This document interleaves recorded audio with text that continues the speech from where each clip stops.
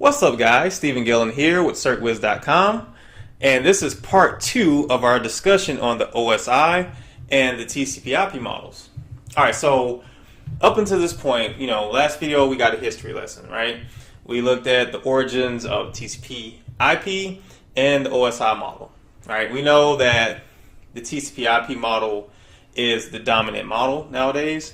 It's pretty much what every computer uses to communicate on the network.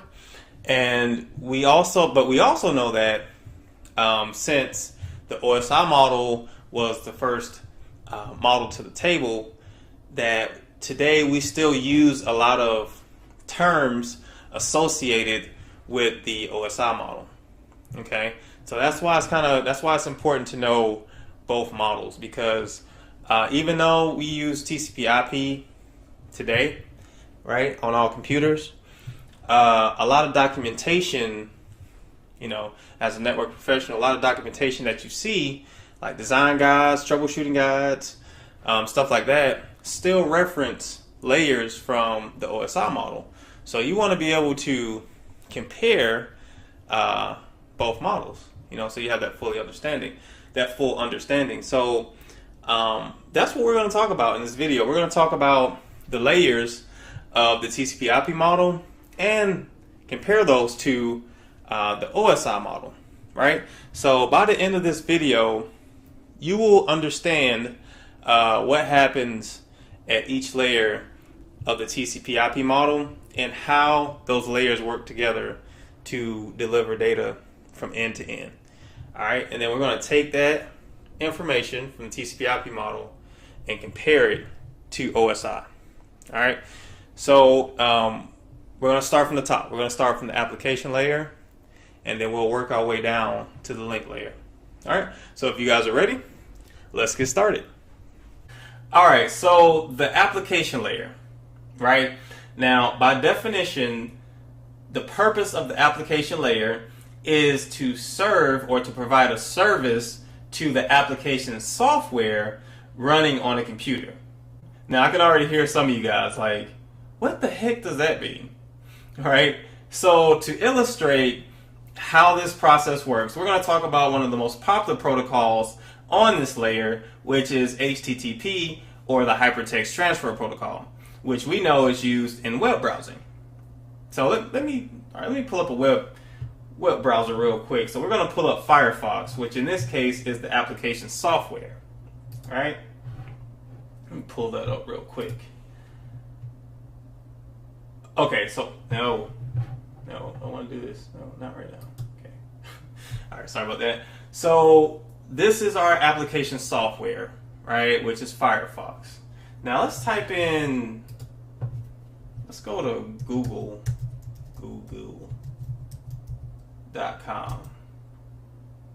Do you guys still type in www when you put in a web page, or you just put the name and then .com? Well, anyway.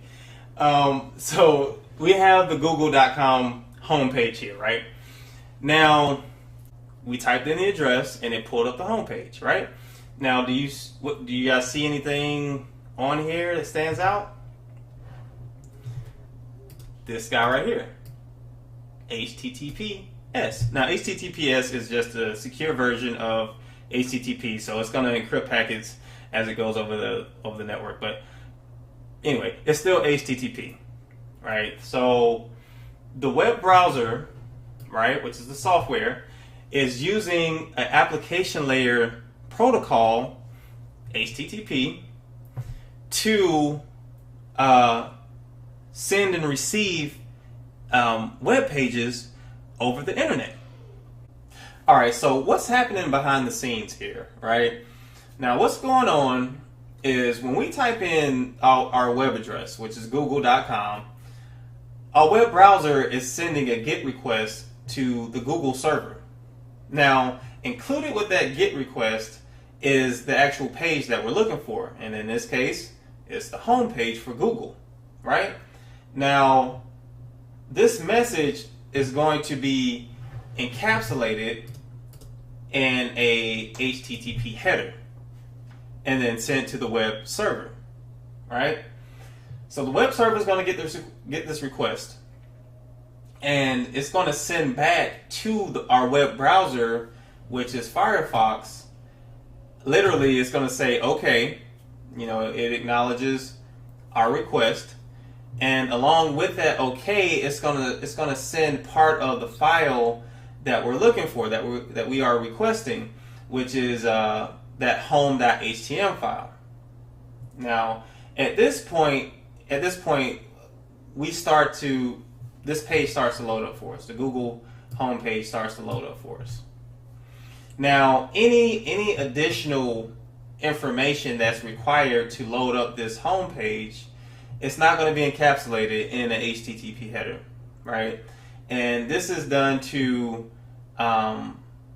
preserve resources on the network, because if we encapsulated every single packet in a HTTP header, it's going to consume a lot of resources on the network, and we don't want that. So when we make that initial connection, right, we send our GET message, and the server acknowledges that request and starts to send us that home.html page. Any additional information that's sent by that server it's not going to be encapsulated in HTTP. So keep that in mind.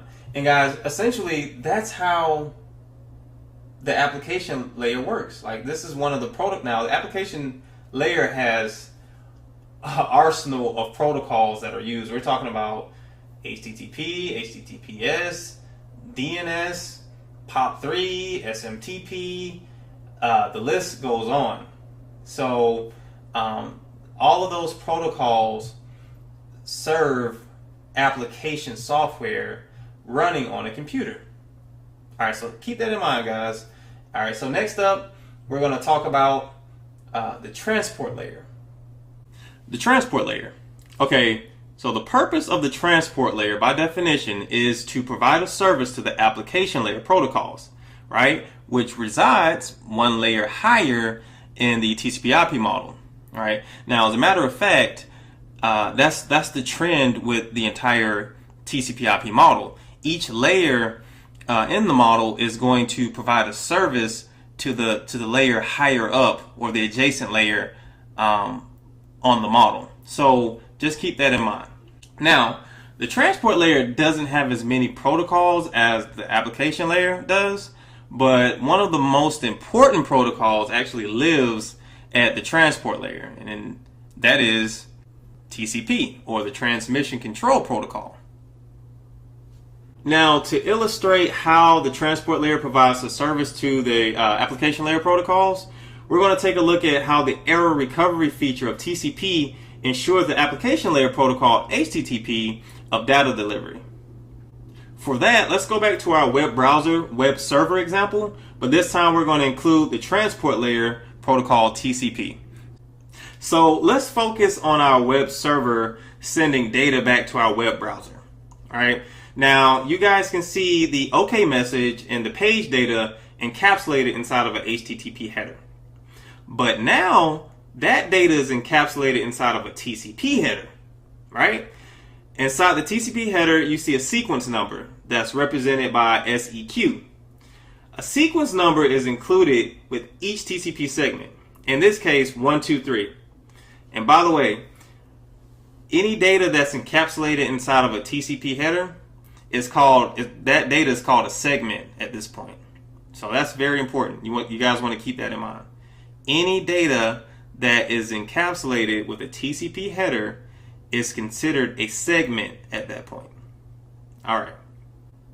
So when, let's say, TCP sequence number 2 is lost over the network for whatever reason, all right, our web browser TCP process will make the note of that change. It's going to make a note of it not receiving that sequence number 2, right? And then it's going to continue receiving the remaining segments from the server.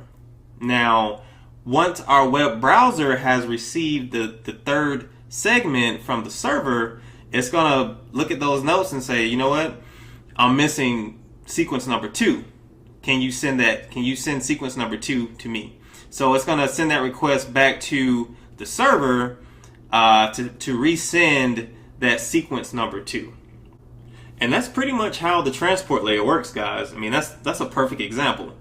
But the takeaways what you wanna take away from this is the transport layer provides a service to the layer higher above in the model. So in this case, the application layer.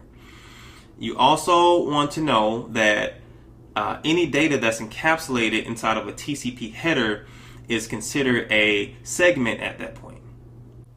Now, the example we just went over introduces two new functions that you guys should be aware of, right? And that's same layer and adjacent layer interactions. Adjacent layer interaction refers to how adjacent layers in a networking model on the same computer work together, right? In our example, the higher level application layer protocol wants error recovery. So the higher level protocol uses the lower level transport layer protocol, TCP, for that service. All right, same layer interaction is when a particular layer on one computer wants to communicate with the same layer on another computer. The two computers will use headers to hold the information that they want to communicate, right? So in our example, the web server's TCP process created sequence numbers 1, 2, and 3 that were received by our computer's TCP process. This is cool stuff, guys. All right, so next up, let's talk about the next layer, which is the internet/networking layer. All right, so let's talk about the internet/networking layer. Now, this layer is responsible for two major things, and that's IP addressing of devices on the network and the routing of IP packets over the network. Okay, so by definition, talking about addressing first, each device on the network has to have a unique IP address on that network, right?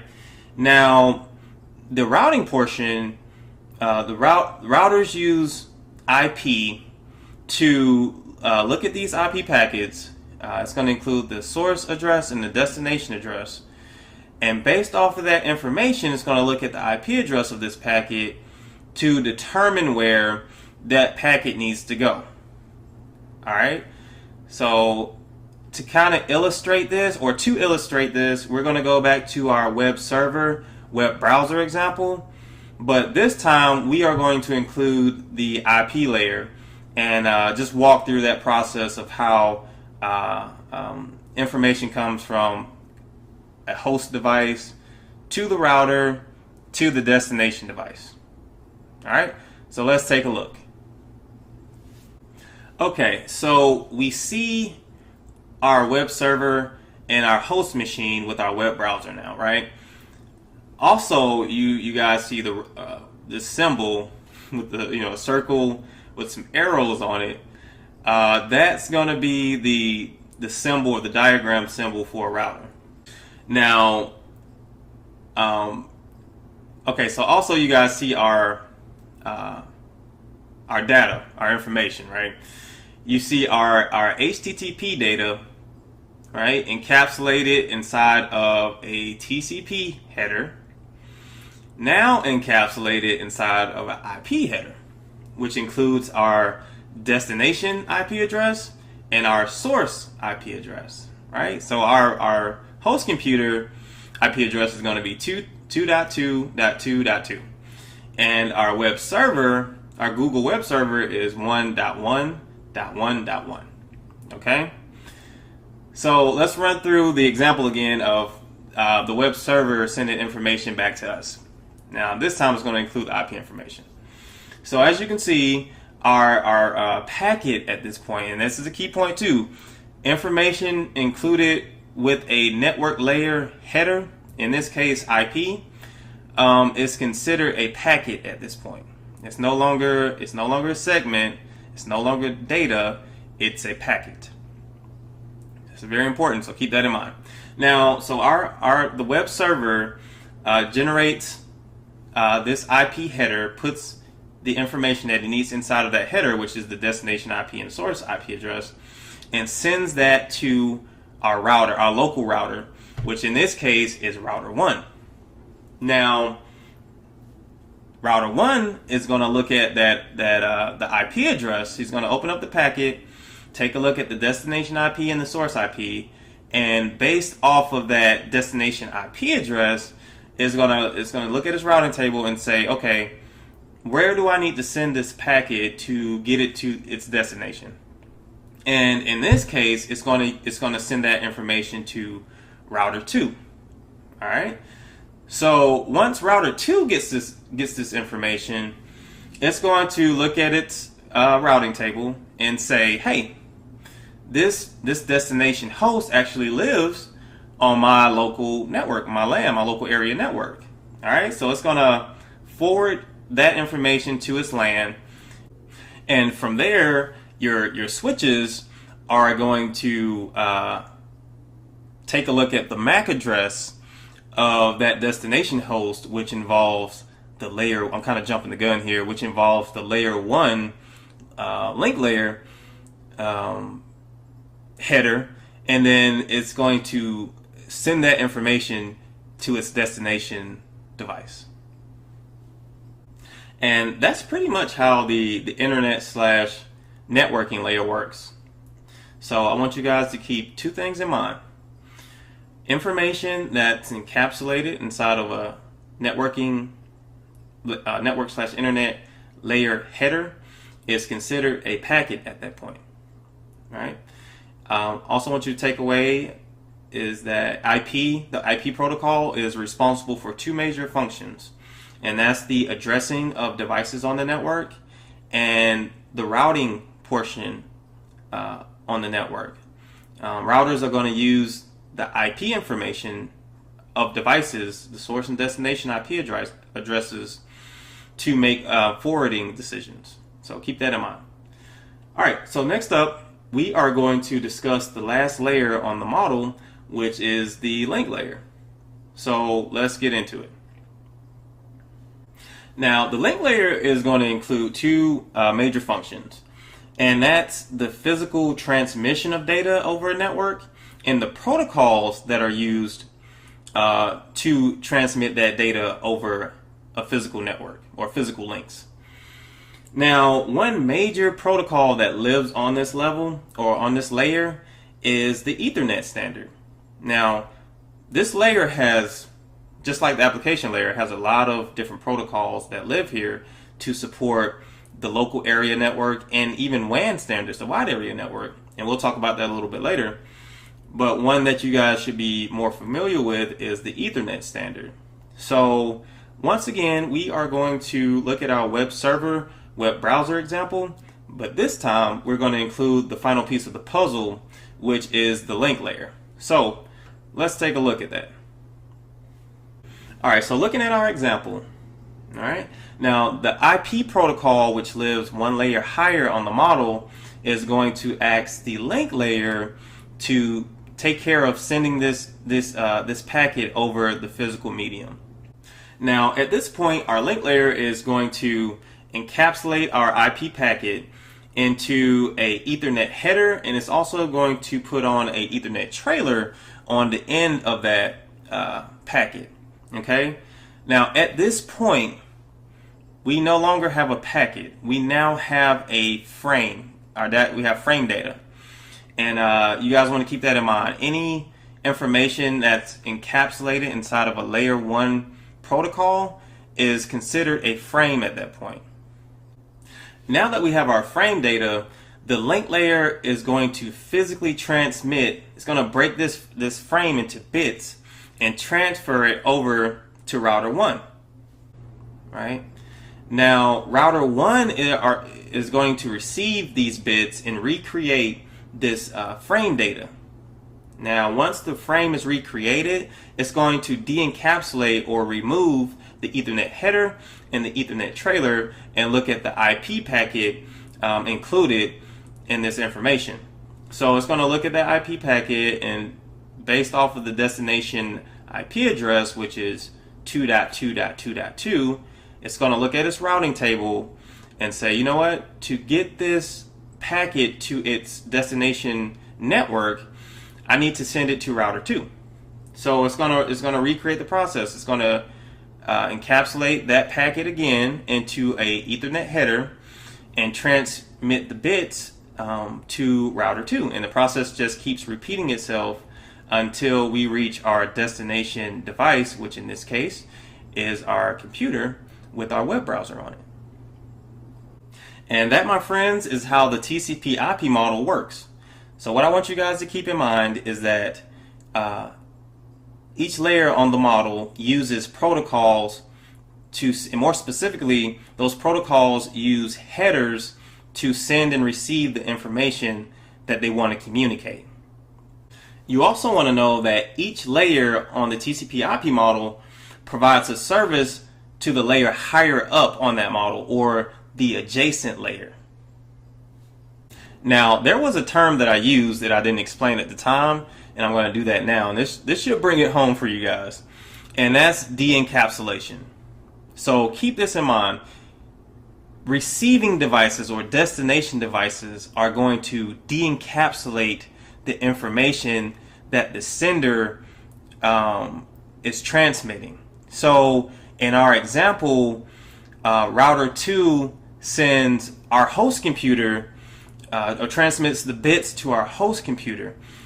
Our host computer rebuilds those bits into the Ethernet frame. So at this point, we have our Ethernet frame, we have our IP header, we have our TCP header, and we have our application protocol header, which includes the data that we need. So starting from the bottom, on this destination computer, it's going to start stripping off the headers as it reads the information. So once the frame is recreated and is no longer needed, that header is going to be stripped off.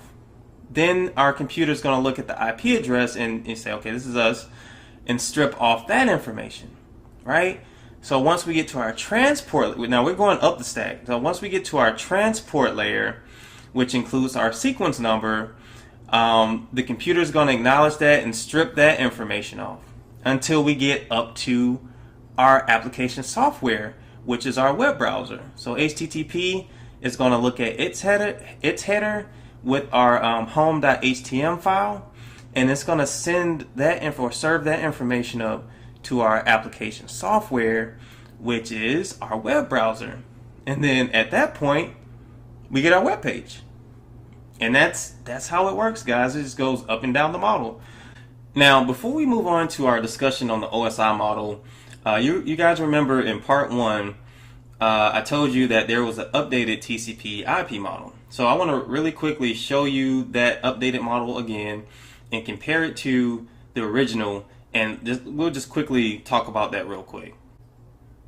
Okay, so as you can see, on the original model, the link layer has been broken down into 2 separate layers on the TCP IP updated model, which are, and those 2 layers are data link and physical. So in our example, the data link layer would be responsible for encapsulating our packet into with that Ethernet header and trailer, and then the physical layer would be responsible for transmitting those bits to our receiving device. All right, so just keep that in mind, guys. All right, so let's talk about the OSI model. And the cool thing, guys, is this won't be a long discussion. And you know why? That's because we already know at this point how the TCP IP model works. And guess what? Essentially, the OSI model works the same way, right? The OSI model just breaks out its application layer into 2 additional layers, which are the presentation layer and the session layer. So we're going to have a brief discussion about those 2 layers. And you guys know from the updated TCP IP model, that the internet layer has been changed to networking layer, just like the OSI model, and the link layer on the TCP IP model has been broken out into data link and physical layers, just like the OSI model. So we won't go into a long discussion of how things work from layer 7 to layer 1, because essentially you guys already know. how this works. We're just going to focus on what's different, and then we're going to talk about some terms that are used specifically with the OSI model, right? Then we'll wrap things up with a few cool phrases that you guys can use to remember the 7 layers of the OSI model. Alright, so the presentation layer. Now, you guys remember earlier in the video where we typed in google.com and we noticed that the Google homepage was using HTTPS, right? And me mentioning that HTTPS was just the secure version of HTTP, which encrypted information over the network. Now, one of the key features of the presentation layer is to determine the encryption and decryption methods for that data. So one of the services that the presentation layer provides to the application layer is encryption. So keep that in mind. All right, and the presentation layer is also going to be responsible for making sure that data is presented correctly to the application layer protocol, right?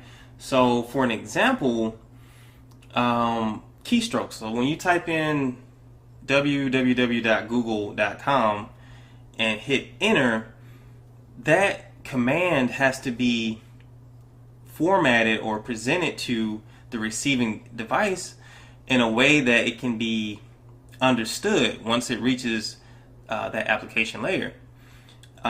So that's the other service that the presentation layer provides is formatting.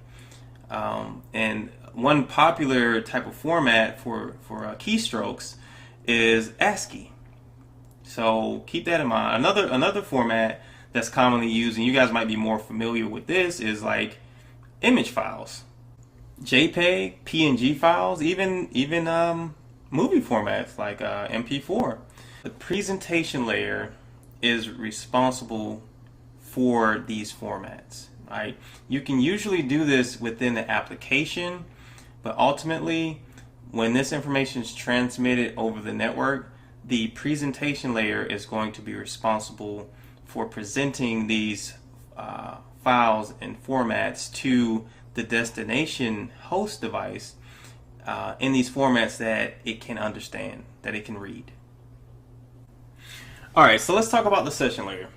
Now, the session layer is going to be responsible for managing all the network connections that you have going on a host computer, right? Or a host device. So if you guys are like me, when you're web browsing, you may have more than one tab open, right? Like for me, I may have like google.com for quick searching. I may have like the news up. I may have, some sports sites, ESPN, all going at one time.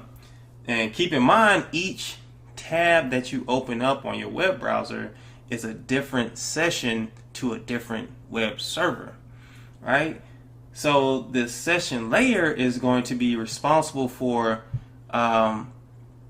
establishing this session with these servers, and it's also going to be responsible for tearing down these sessions once you like close out a tab or something like that. It's going to be responsible for tearing down that communication.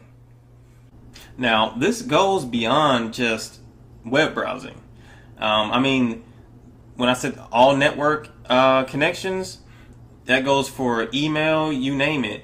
The session layer is going to manage those connections. So let's say if you have like Outlook open, and you're sending and receiving emails, and at the same time you're web browsing as well. So how does the computer or your host device keep up with all of these connections, or how does the session layer keep up with all of these connections? What the session layer is going to do is assign each type of communication. So let's say web browsing uses HTTP protocol, right?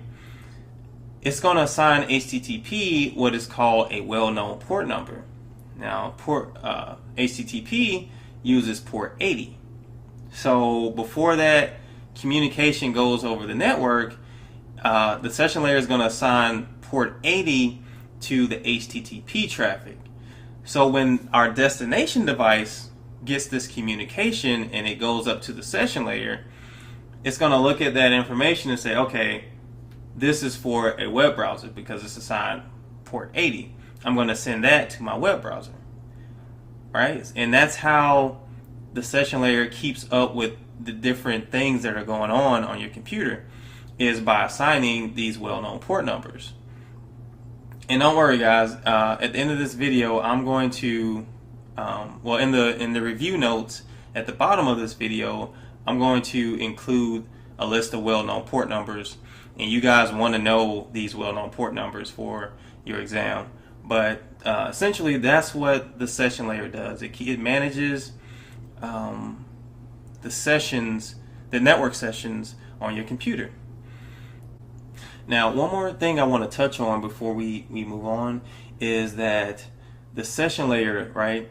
So when it establishes or creates that session with the remote device, one of the things that it's also going to establish or negotiate is how data can be sent and received between these two hosts.